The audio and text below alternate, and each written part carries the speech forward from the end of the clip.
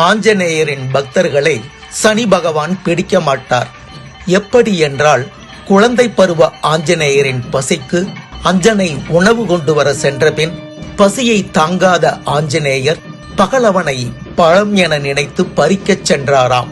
பின்பு சூரிய பகவானே ஆஞ்சநேயருக்கு குருவானார்.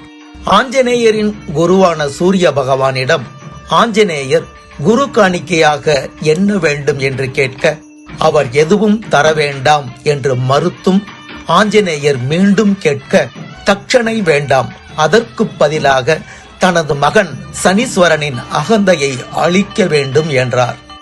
சனி பகவானோ ஆஞ்சநேயரின் அறிவுரையை கேட்க மறுத்து ஆஞ்சநேயரின் தோளில் அமர்ந்து அவரை அமுக்கலானார். ஆஞ்சநேயரோ தனது உருவத்தை பெரிதாக்கினார். கூரையில் நசுங்கி வலி பொறுக்காத சனி பகவான் கர்வத்தை விட்டு சரணடைந்து தங்கள் பக்தர்களுக்கும் எந்த தொந்தரவும் கொடுக்க மாட்டேன் என்று உறுதியளித்தாராம் சனி பகவான். நான் இந்த கோயிலுக்கு ஒரு 10 வருஷத்துக்கு மேல வந்தோம்.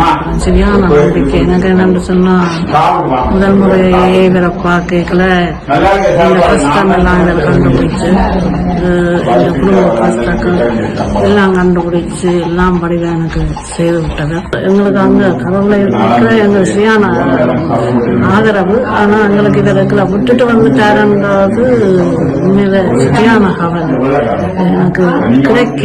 நான் ஆஞ்சநேயருக்கு பத்திர மாலை நேற்று ஒவ்வொரு சனிக்கிழமையும் நான் மாலை போட்டுக்கொண்டிருந்து எனக்கு 5வது மாலை போடைக்குள்ள எனக்கு இங்க அழைப்பு கிடைச்சு, அந்த மாலையை நான் இன்றைக்கு கொண்டு எனக்கு போட்டு விட்டுறேன். எனக்கு உண்மையில சரியான சந்தோஷம் வந்தது.